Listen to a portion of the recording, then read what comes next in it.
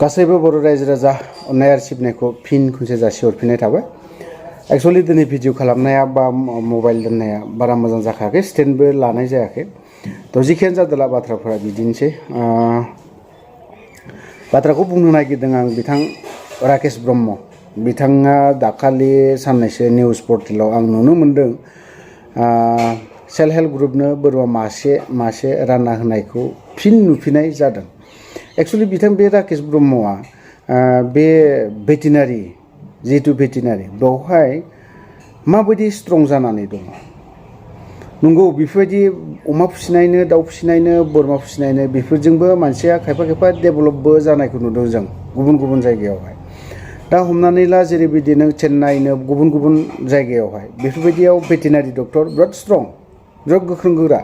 दा नोंनि बोरमाया जुदि 100टा नों जुदि फिसिदोंबा बोरमा फिसिदोंबा बावहाय मा नांगोन बिनि नांगौथि बुस्थुफोरा दंजोबो ना गैजोबा नोंनि बे बिटिआरआवहाय नोंनि बे डिपार्टमेन्टआवहाय। ओंखायनो बोरमा होनायनि सिगां बा माबा मोनसे रानना होनायनि सिगां नोंनि गोनांथि बुस्थुआ रेडि थाखानाया मोजां। जायनि जाहोनाव दिनै अदालगुरि बायदियाव अमाखौ फिसिनाय अमा बा फारामनि अमा बेफोरबायदिखौ थाङै बुथारहैनो गोनां जादों। दिनै बेफोरबायदि बुथारहैनो गोनाङा मानो थाखाय जानांदों?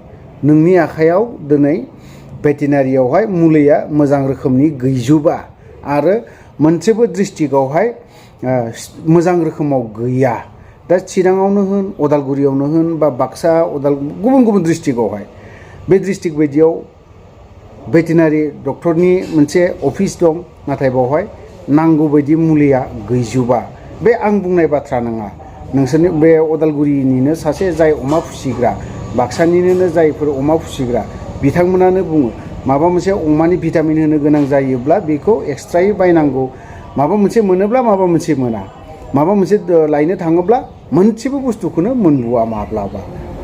होनबा नों बेफोरबायदियाव माबायदि नोङो बोरमाखौ फिसिनो हागोन? बोरमा होदों बेयाव मोजां बाथ्रा, मासे होदों थिगैयासो बेफोरसिम थिगैनो दङ। खिन्थु नोंनि भेटेनारि अफिसाव माबायदि स्ट्रं जानानै दं, माबायदि मुलि दं, माबायदि दरखार दं, बेफोर बुस्थुखौ नायनायाबो मोजां होननानै आं सानो। ओरैनो जानला मानला होदलाबाय थानानै उनाव नोंसोरो बखिजायोब्ला बुंजायोब्ला रायजायोब्ला दुखु मोननाय फैयो। बेफोरो उमुगा बेफोरबायदि बुङो उमुगा बेफोरबायदि निउस पर्टेलफोर बायदियाव होजायोब्ला नोंसोर बेसेबां लासिंसिं रायजोफोरनो खोथा होनाय मथेब्लै बेफोरबायदि एसे मोजाङै मावनोखौ नाजानाया मोजां। आरोबाव नैबे अरुप कुमार दे बिथाङाबो माखासे हेल्थ डिपार्टमेन्टनि खेथ्रआवहाय जोंनि बिटिआरआव आसामनि खोथाखौ आं बुंनो थांला। आसामनि खोथा आसामावथ' आसाम एकदम लेथ्रा खाथार।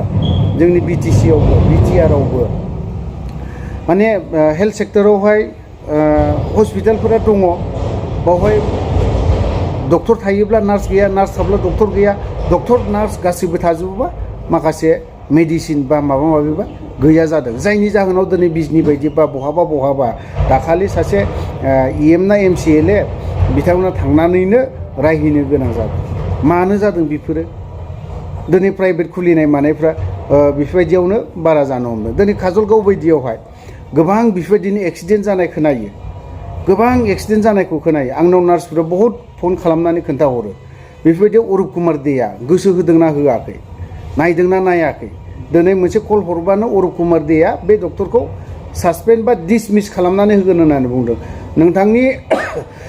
नोंथांनि माबाया सोरबा सासेनि साख्रिखौ डिसमिस खालामनो हानाया बेसिम पावारा गैया। सोरबा सासेनि साख्रिखौ नोङो खनसेयावनो खालामना होनो हानाय अरुप कुमार देनावहाय बे पावारा गैया। आरो अरुप कुमार देया थैनोबो हाया। बियो सासपेन्ड खालामनाय आरो डिसमिस खालामनाय आलादा फाराग दङ, आलादा।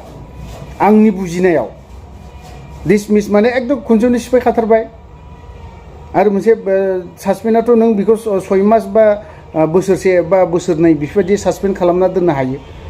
खिन्थु नों अरुप कुमार देया दिनै सासे डक्टरा ओरैनो डक्टर जाया। अरुप कुमार दे एसे बिथाङा गोबां फरायनानैसो बा गोबां रोखोमनि माबा पास खालामनानैसो बियो सासे डक्टर जायो। नोंथाङा 5 बोसोरनिल'सो EM मिथिबाय। BJPआव आं हाबनानै दे EM जादों, एथ'राब फुल पावार खोन्थानानै लाब गैथारा अरुप कुमार दे।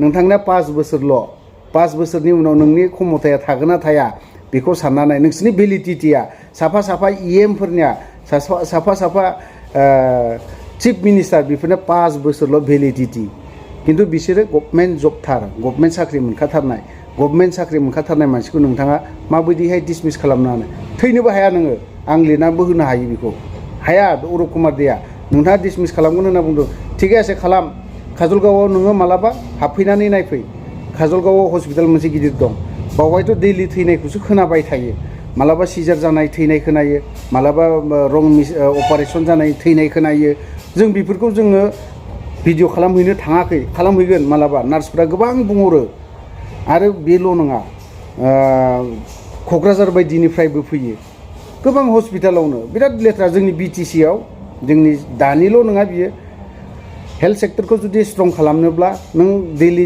गिदिंनांगोन अब्लासो मोजां जागोन फिसा फिसा बेफोरबायदिनो गुबुन गुबुन जायगायाव दङ खैला मैलाफोर बायदि दङ आमथिखा बायदियाव दङ साब सेन्टारब्लाबो बेफोरबायदि डक्टर थानांगौना थानाङा दिनै डक्टर दङ हस्पिटाल दङ नांगौ बुस्थुफ्रा गैया होनबालाय नों ओरैनो सासपेन्ड खालामलाबायबाथ' जानाय नङाना नों नांगौ बुस्थुखौ होनो हाब्लासो नों बुंग्रो नों नांगौ बुस्थुफोरखौ होखाजोबनायनि उनावहाय सोरबा सासे डक्टरा गैयाब्ला बा सोरबा सासे डक्टरा एबसेन्ट जादोंबा बा माबा मोनसे खालामहैदोंब्ला बावहाय नों सासपेन्ड खालामनो हागोन ओरैनो जानला मोनला सासपेन्ड खालामबा जानाय नङा हानाय नङा नोंनि अरुप कुमार देनि भेलिडिटिया 5 बोसोरल' बारा बोसोरनि नङा आरो नोङो बे 5 बोसोरावनो जा खामायनांगौ खामायनानै लाखा अरुप कुमार देयाबो मिथिबाय थ' जिखियानो जाथोला गोबां खोथा बुंबाय दिनै बे राकेश ब्रह्म बिथाङाबो नोंथांनि भेलिडिटियाबो 5 बोसोरल' बिनि उनाव जेबो गैया नों आं बायदि जनसाधारन बेफोरबायदि जाना थानांगोन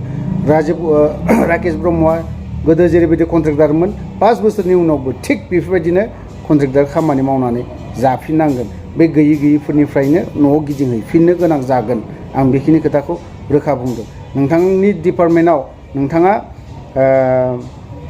भेटेनारि बावहाय मा बुस्थु दं मा गैया बेफोरखौ नायग्रो बिनि उनावहाय बोरमा मासे 10-20 राननानै हो आखाइ खबगोन नोंनि डिपार्टमेन्टआ जुदि थिग नांगौ बुस्थुआ दंजोबोब्ला मोजां जुदि रानना होनो हायोब्ला अब्लाना नोंखौ गासैबो बर' रायजो राजा बा राकेश ब्रह्म आखाइ खबजोबगोन जों दिनैनि दिनाव नोंसोरखौ आखाइबो खबा जेबो खबा थ' लोगोफोर भिडिअखौ बारा गोलाव खालामला बेखिनियावनो दोनथ'बाय जय बर' हारिनि